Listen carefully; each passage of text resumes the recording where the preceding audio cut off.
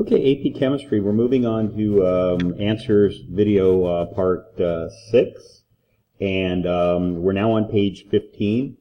And we're going to push ahead here. We're now dealing with atomic structure.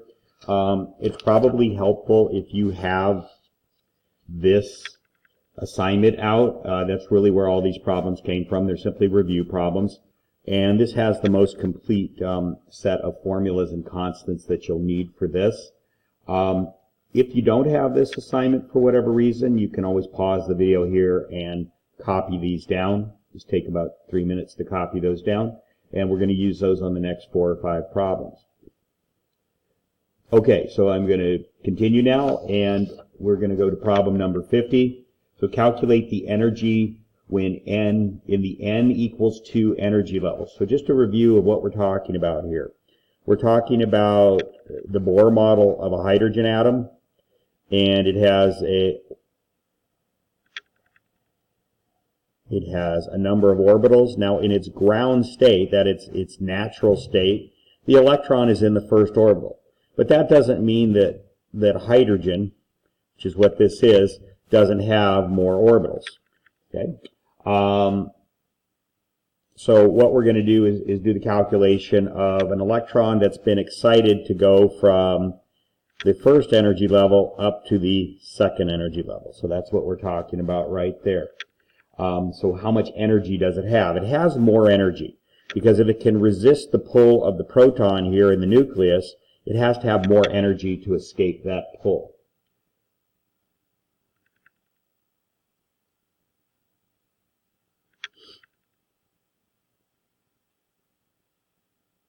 And for that reason, it's going to be at a higher energy level. So what formula do we use? The formula we would use for that is this one right here. It's the energy at a particular energy level equals the Rydberg constant times Planck's constant times the speed of light over the number of the energy levels squared. So now down here, those 3 constants put together are given to you. So you don't have to do the multiplication. Otherwise, you would have had to multiply R times H times C, but there's all 3 of them put together. They would not give you that number on the AP exam, though, so be aware that you have to multiply these 3 numbers. Okay, so go ahead. It's always good to copy the formula first.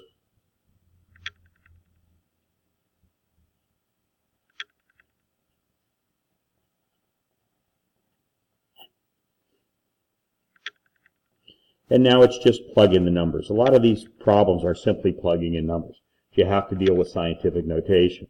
So it's going to be negative 2.18 joules, the measure of energy. So that means we're going to get a measure of energy because this is a dimensionless number, n. And it's in the second orbital, so we square that number. So the way you do a scientific notation problem like this is you simply take the coefficient and divide it by the number down there, which is 4.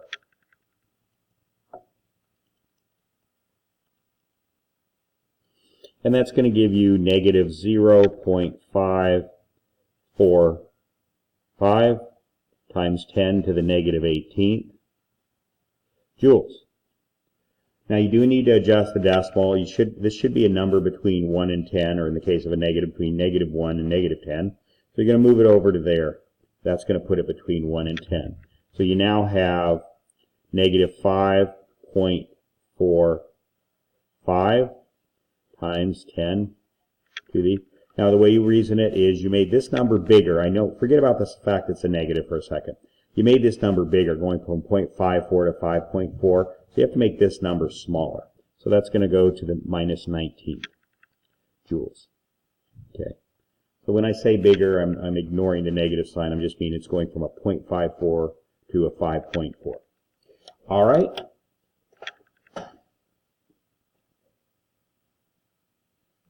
Now it says do the same thing for the n equals 3 energy level. So we'll go ahead and do that.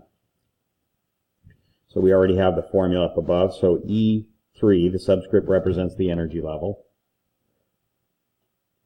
And we already have the formula, so it's going to be 2.18.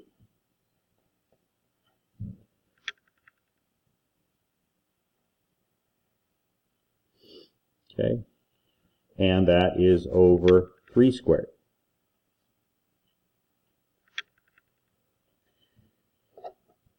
So that's going to be 2.18 divided by 9, and that's going to give us negative 0.242 times 10 to the minus 18th.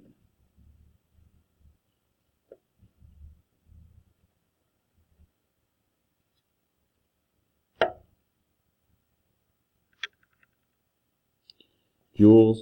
Again, move the decimal over there from 0.24 to 2.4, so that means you're going to make this 2.42 with the negative sign out in front. You just made this number from 0.24 to 2.4, so that went bigger, so this one goes smaller. Okay, so these are the answers for this and for this. Okay, so let's look at what we're doing here. I'm going to go ahead and erase this electron here. We measured the energy in the second orbital, this one right here, and also in the third orbital out here. So what the next thing we're going to do is take the difference between those two energy levels, and that'll tell us the difference in energy between the second and third orbital. So do it in whichever order you want. Just realize that the third energy level is a higher energy than the second energy level. And you can see that by the fact that it's less negative. The coefficient is less negative. They're both 10 to the minus 19, but the coefficient is less negative than this one. Again, why are these negative numbers? Because what it's implying is that they're at a negative energy level, a negative potential energy. So if you took the electron in the third energy level, and it's at this energy, it would take positive 2.42 times 10 to the minus 19 joules to remove this electron from the atom, to get it to just fire out into space. So again, let me say that again. It's at a negative energy, so to negate that, to offset that, you put in a positive energy. That would be a positive energy coming in like that little arrow, to make that electron leave the atom altogether. And positive energy, it's positive energy because it's coming into the atom. So electrons in their orbitals are said to be at a negative energy state. Okay, so what's the difference between these two? So we're going to say delta E, and we'll just use a subscript. You can kind of make up subscripts from 2 to 3 equals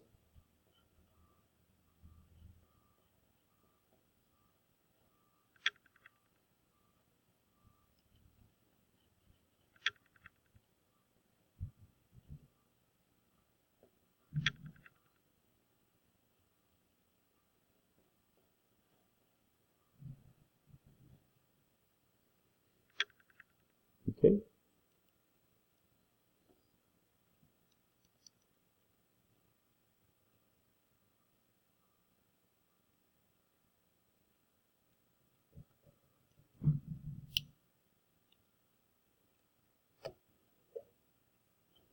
And what we get is the energy difference from energy level 2, orbital number 2 to orbital number 3 is going to be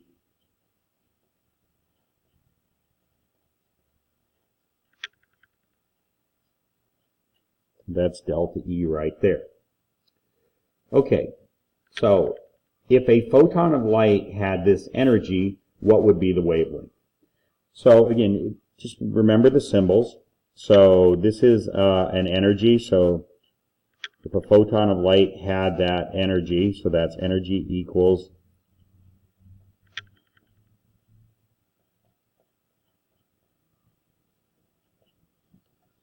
and it's asking for the wavelength, so that's lambda. You're trying to find that out. So what you want to simply do is go over here and find an equation that has energy and wavelength in it, and there it is right there. This is the energy equals Planck's constant times speed of light over the wavelength. You have to do a little algebra here, so let's go over to the side and do that. Planck's constant, speed of light, wavelength, multiply both sides by wavelength. That cancels. And now you have this.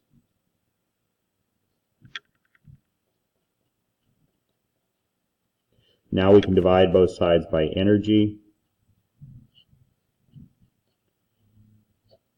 And what you have is this.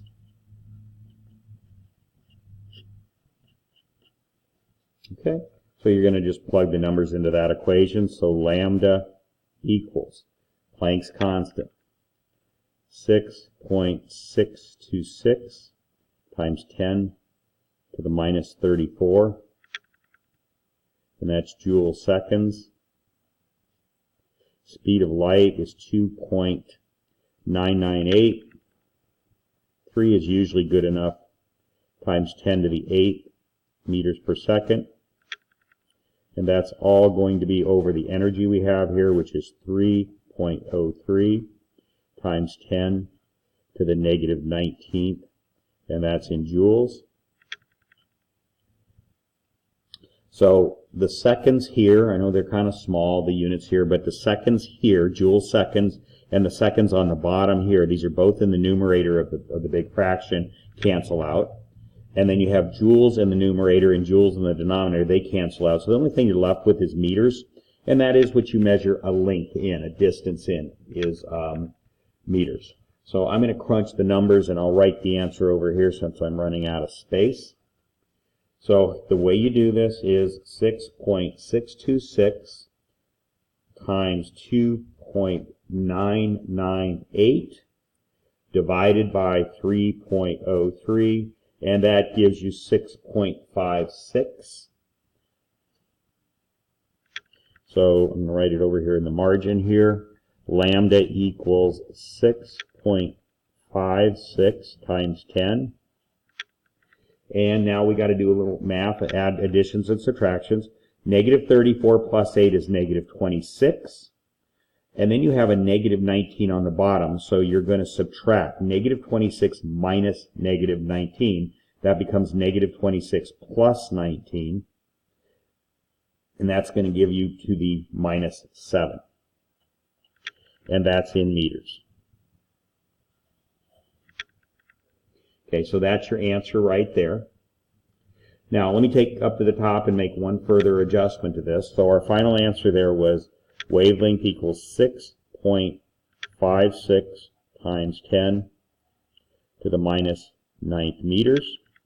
However, oftentimes when we deal with waves, in fact almost always, they want to express it in, and I made a mistake there, that should be 7. They want to express it in nanometers, which is 10 to the minus 9th, which is what I was kind of thinking ahead there. So what you can do is, if you want to change this to 10 to the minus 9th, you say that that equals, you make this number bigger by 2 places, so it becomes 656, and you'll just get used to this, that light waves are generally in the hundreds. The coefficient is in the hundreds. If your coefficient's not in the hundreds, you're not dealing in nanometers. So if I made this number bigger by 2 positions, I've got to make this number smaller. So it's going to be times 10 to the minus 9th meters. And one thing without doing a formal conversion, you should just learn is that 10 to the minus 9th meters is a nanometer. So that's equal to 656 nanometers, which is 10 to the minus 9th meters. So that's the more common way to write that wavelength of light. Either that or this. But they usually like to standardize around a nanometer, 1/1 billionth of a meter, either that way or that way. You wouldn't leave it like this, even though the coefficient is a number between 1 and 10. You generally don't leave it there. Okay, so now what they want you to do is they want you to compare. You figured out the energy level difference, energy level here and here. You subtracted to get the difference. The idea of the Rydberg equation is it does that for you all in one equation. So the Rydberg equation is, let's read the question first. Use the Rydberg equation to calculate the wavelength of a photon when n equals 3. It should say when n equals, when n equals 3 falls, so this is a correction, to n equals 2. So it falls from the third energy level down to the second. That's going to release energy. Just think about if you drop a book off of your desk. Sound energy comes out of that book. It bounces around. Maybe it puts a dent in the floor. I don't know. But energy comes out of the book when you drop it. Just think of sound energy. So when you drop something from a higher energy level to a lower, it's going to release energy. And in this case, it's going to be in the form of a wavelength of light. So again, make that correction. Otherwise, the problem doesn't make any sense. So let's go ahead and do that. So the Rydberg equation is 1 over lambda. Again, I'm getting this straight off of this sheet right here. A little blurry. Let's let it settle. There we go. So I'm getting it off this sheet right there. Again, Ryd is the Rydberg constant there. Forget about the H. It was kind of left over. And then you got the two energy levels you're dealing with here. Okay? So we're going to say that equals R times 1 over N 2 minus 1 over N 3. Now, how do you know which one to put first and second? All you got to do is realize that if it's falling from a higher to a lower, it's going to release energy. If it releases energy, that's going to be a negative number. So if I end up with a positive number here, I know I have to put a negative sign on it. Okay, so it's important that you understand the concept and you're not just doing a math problem here. All right, so let's plug in the numbers. So we have 1 over lambda equals, and R from our sheet is 1.09474 times 10 to the 7th. And that's 1 over meters. And why is it 1 over meters? Because here you have a wavelength that's measured in meters, and it's in the reciprocal of a fraction. It's on the bottom of a fraction, so this is going to be on the bottom. The meters, the unit of measure for length, is going to be on the bottom of the fraction there. So we're going to multiply it by two dimensionless numbers, or by a dimensionless factor here. So I said N2, so that's going to be 1 over 2 squared minus 1 over 3 squared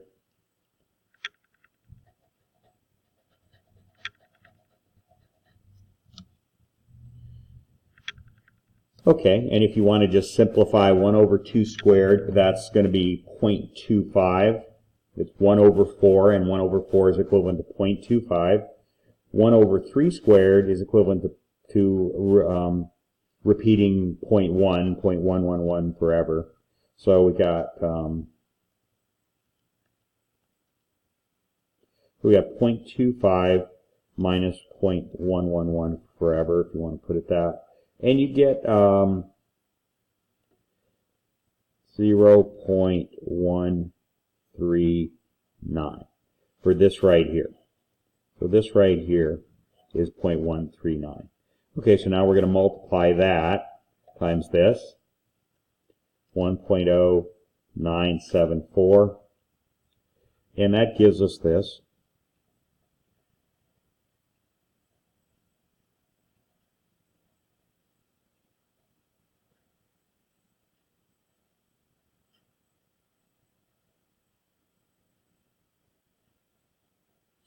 Okay, so now to get the actual wavelength, we have to flip it over. So you take the reciprocal of this. How do you do this? Well, there's a number of ways. You can simply type it in. Or let's just do it the old-fashioned way. It's 1 divided by, and then you put a parenthesis, 0.152 times 10 caret for the exponent, the little hat, to the 7th. You close the parenthesis, and you hit equal. And what you end up with is this.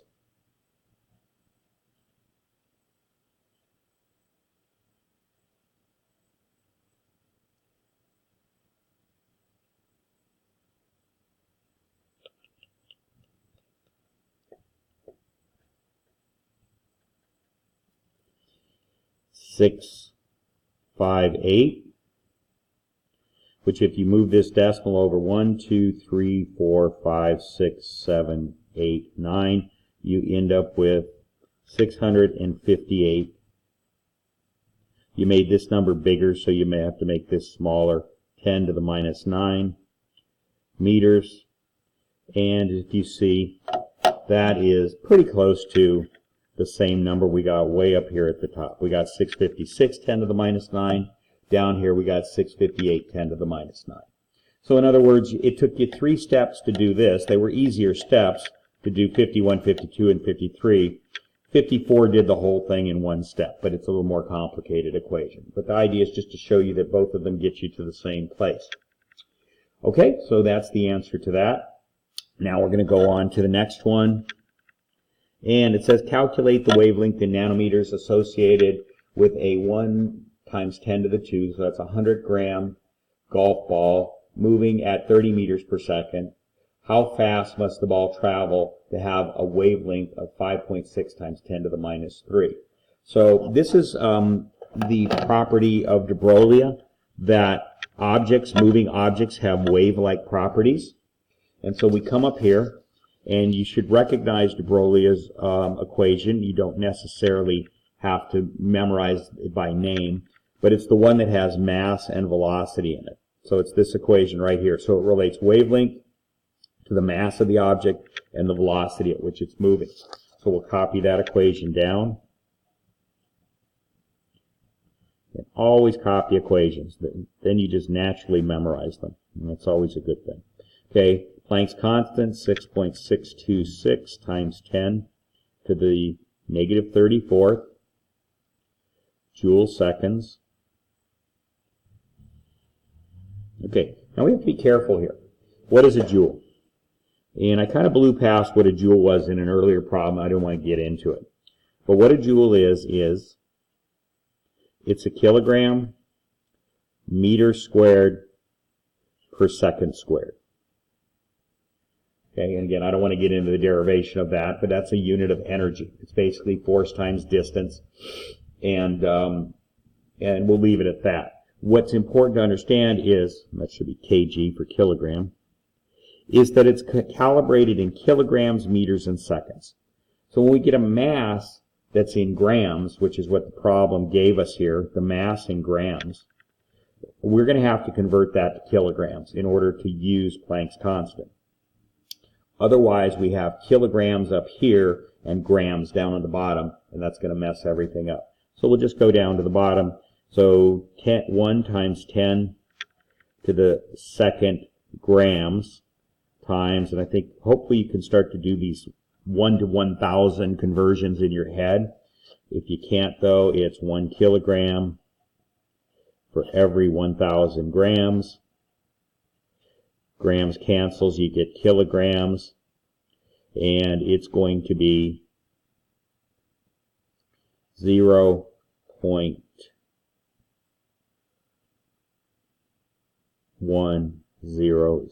kilograms. I'm not going to write it in scientific notation because it's a small enough number. Let me get that on the screen. Okay, so this number is essentially 100 divided by 1,000, and that gives you 0.1. Okay, so that's how many kilograms. So that 100-gram golf ball is 0.1 kilograms.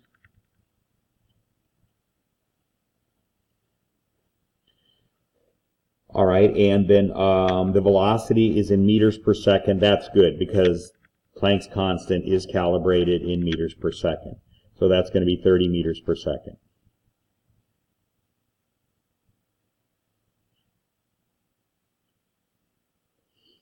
Okay. And if I go ahead, I'll just do it this one time. I'm going to change joules into kilogram meter squared per second squared. So you just see the units cancel.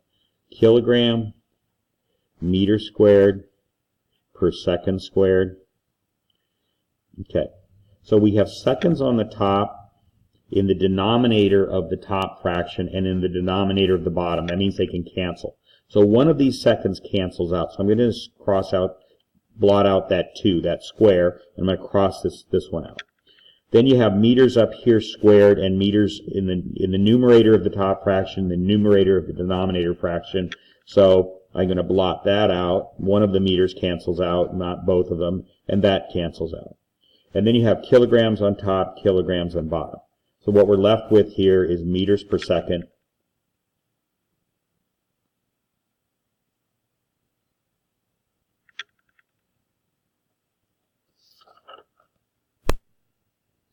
Okay, so we're going to move down to the last problem on page 15, and it reads, calculate the wavelength in nanometers associated with a 1 times 10 to the second, that's 100, golf ball moving at 30 meters per second. How fast must the ball travel to have a wavelength of 5.6 times 10 to the minus 3 nanometers? So this deals with the wave properties of an object. Usually the objects are little tiny things like electrons, but here they're giving you an example of a life-size object, a golf ball. So that's a de Broglie wavelength problem. So what it does is it relates wavelength to the mass of the object times the velocity of the object. So this is the formula here that you're going to use for that. So we'll go ahead and write this out. Lambda equals Planck's constant over mass times velocity. And we plug in the numbers. We get 6.626.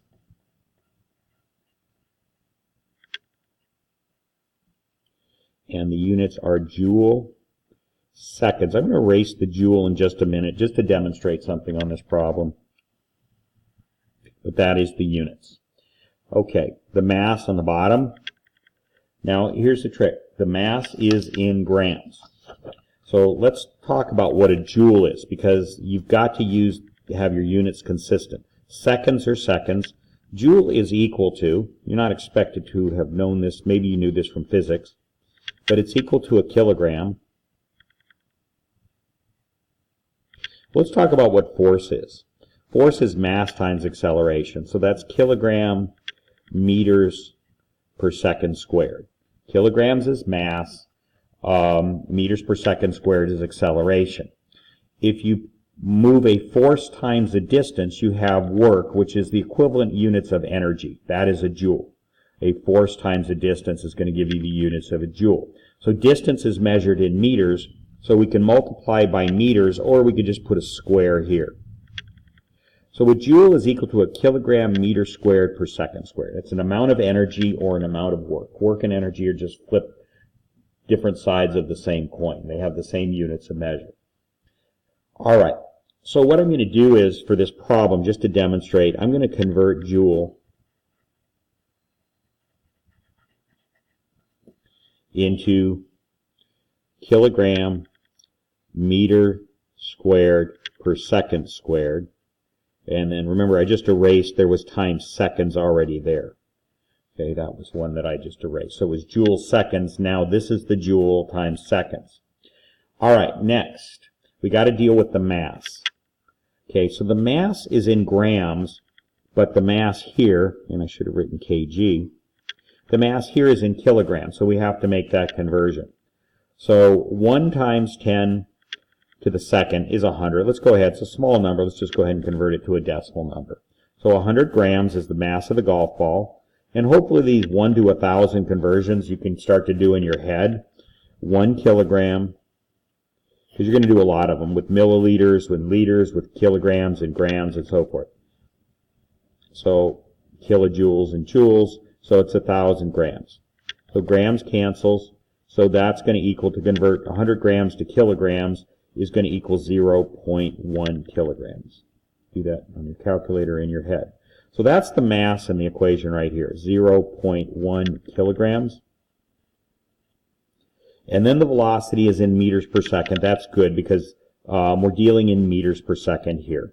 So that's the units being used here. So it's 30 meters per second.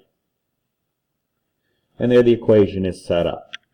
So let's see if the units cancel. So we have kilograms in the numerator, kilograms in the denominator. They cancel out. You have meters in the top of the numerator fraction. So you have two fractions. You have a fraction within a fraction here. This is the numerator fraction up here. So you have meters in the numerator of the numerator fraction, on top of the numerator fraction, and in the numerator of the denominator fraction. So this will cancel with one of these m's, not both of them. So I'm just going to go ahead and blot out that 2. Get rid of it. And now you got seconds in the bottom or denominator of the denominator fraction. Down here it's on the bottom of the bottom fraction, so that cancels. And here it's in the bottom of the top fraction of the numerator fraction up here. So one of those s's cancel, so I'm going to blot that out. So those 2's are gone. They become 1's. All right? And then we have this seconds that'll cancel with the other one of these seconds right here, and everything's gone. So now every unit is gone except meters, and that's what we want, because wavelength is measured in meters. It's a distance. So our units have canceled properly. Normally you don't have to do that. The whole point of this exercise is to show you that, hey, if you're given a mass in grams, you got to convert to kilograms in order to use Planck's constant, because Planck's constant is in joules, and that's really kilograms, uses kilograms. And if your velocity in this problem is anything other than meters per second, you're going to have to get it in meters per second. In physics, it's called the KMS system, kilogram meters seconds. Okay, it's the standard units of measure for physics. All right, so now we're ready to just do the numbers on this. So 6.626 divided by 0.1 divided by 30, and that's going to give you 2.21. So lambda equals 2.21 times 10. You don't have any scientific notation on the bottom, so you just have to the minus 34 meters. So what it's saying is that a fairly large object on the scale, we're used to dealing with electrons and things. So a golf ball is a massive object compared to an electron. It's going to have a very, very short wavelength, so short that you can't even possibly see it. It's not even visible. Okay, so the next question is, how fast, so we're looking for velocity, must a ball travel to have a wavelength of 5.6 times 10 to the minus 3 nanometers? Okay, so to do that, I'm going to work on the bottom of the page. I'm going to erase what I just did here. We're done with this. We know that 100 grams is a kilogram, so I'm going to erase this. I need the space.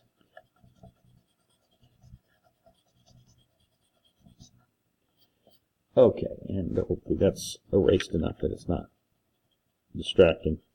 Okay, so what you're going to do then is you need to take this equation and solve it for velocity. So lambda equals h over mv. You multiply both sides by v, cancel and cancel, and now you've got to get rid of the lambda on this side. So v lambda equals h over m.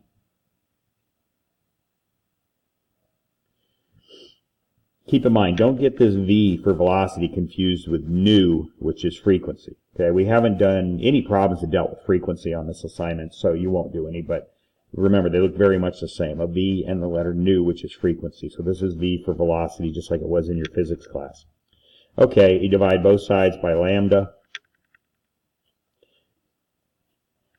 and you cancel, and so what you have is velocity equals h over mass times wavelength. So now we're going to plug in the numbers. Planck's constant,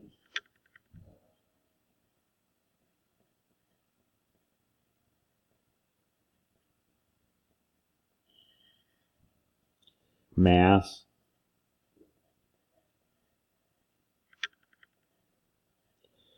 and wavelength that they're giving you. They want you to find the velocity of the wavelength of 5.6 times 10 to the minus 3 nanometers.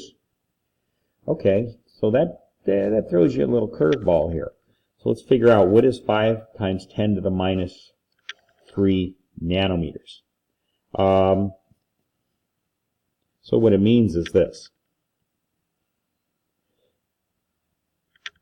It is, well, here's the way I do it. Okay, so I take the number that they give us here. Let me draw a line here. So it's 5.6 times 10 to the minus 3 nanometers. So I'm going to put that in parentheses, and what's a nanometer? it's 10 to the minus ninth meters. Remember, we have to have everything in terms of meters because Planck's constant, joules, uses meters, not nanometers. So you have to convert nanometers to meters if you're going to put something in an equation with Planck's constant. So what do we do with this? It looks kind of messy. Well, just remember, 10 to the minus 3, this is just a principle of exponents that hopefully you learned in math. If you have 10 to the minus 3 times 10 to the minus 9, you add those exponents. So it's going to be minus 3 plus minus 9 is going to be negative 12. So this is going to give you 5.6 times 10 to the negative 12 meters. Okay, so hopefully that wasn't too much of a brain teaser for you. Getting good with scientific notation is kind of critical in science in general and chemistry also in particular. Okay, so it's going to be 5.6 times 10 to the minus 12 meters. So without breaking up what a joule is again like we did up here, we know it's in kilogram meters and seconds. Everything along here is in kilogram meters and seconds, so we're good on our units. So now we're going to just run the numbers. So it's 6.626 divided by 0.1 divided by 5.6 equals, it's going to be 11.8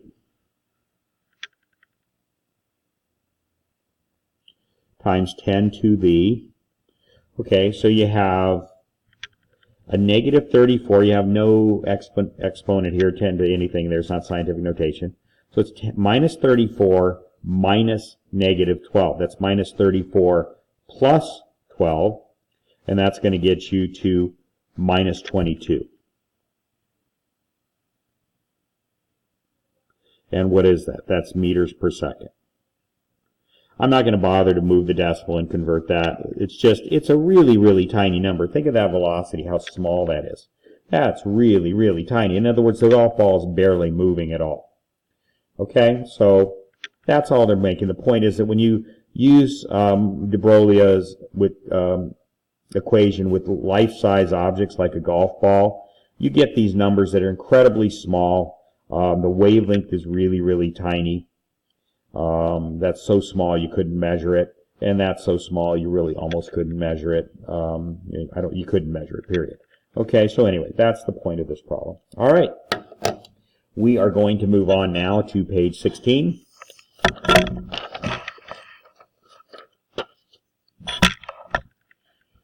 And now we're getting into hybridization, VSEPR, and hybridization.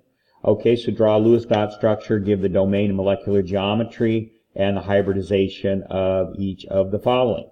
So you should go ahead and get out your chart of the VSEPR geometries. Okay, so you want to go ahead and use this sheet for this particular problem. Let me discuss the concept of domain, electron domains. It just seems to be giving students a lot of problems. So an electron domain, not everyone, some of you got it a long time ago, but some of you are still having problems with it. Electron domain is a single bond,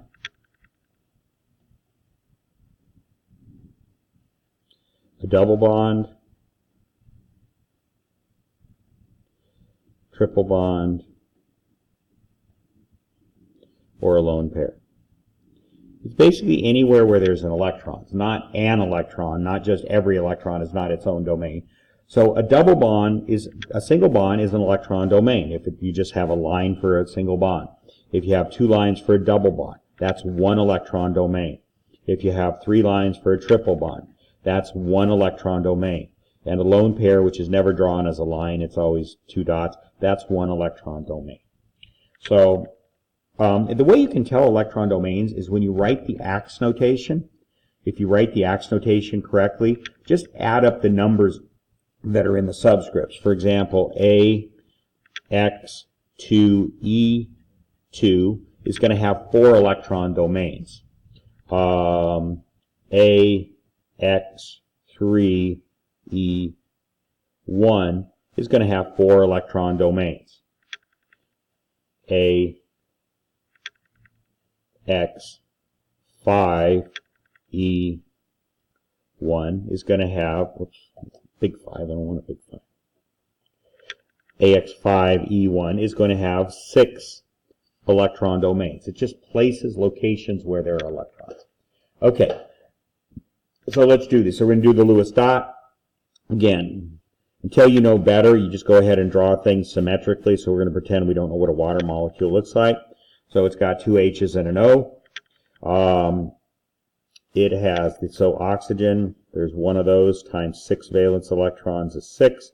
Hydrogen, there's 2 of those times 1 valence electron is 2. That's a total of 8. So now we create single bonds between the central atom. There, we used up 4. The hydrogens have complete octets at this point. We can't add any more, so we just add a couple more around the central atom and octet. So we've used all 8 electrons. Everybody has an octet, so we're good.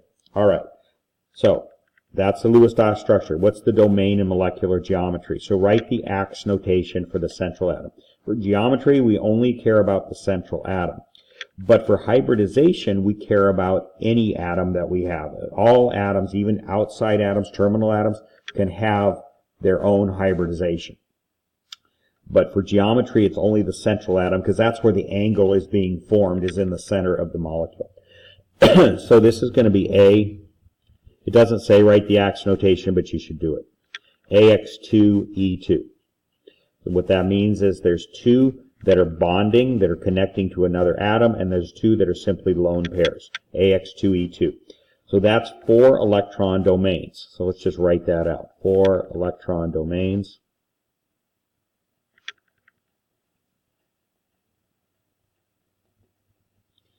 So if we come over here and we have 4 electron domains, then that's what these 4s mean. Then that means it's going to be a tetrahedral domain geometry. So it's tetra for the domain geometry. And the actual shape, you come down here and you find formula, the AX formula AX2, that's bent. Okay, so it's tetrahedral and bent. And with water, it's well known that that's a 104-degree angle.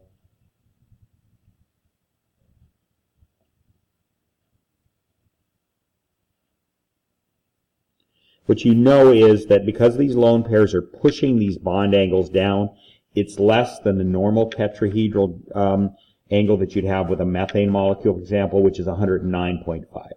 But water is very well known as a 104.5.